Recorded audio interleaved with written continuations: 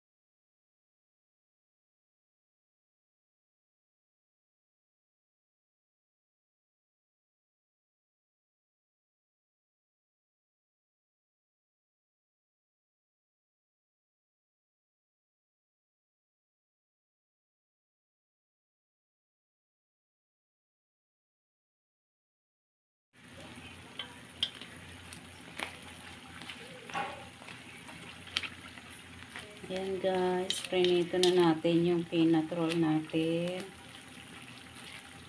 Ayan siya. Ito po yung hilaw pa.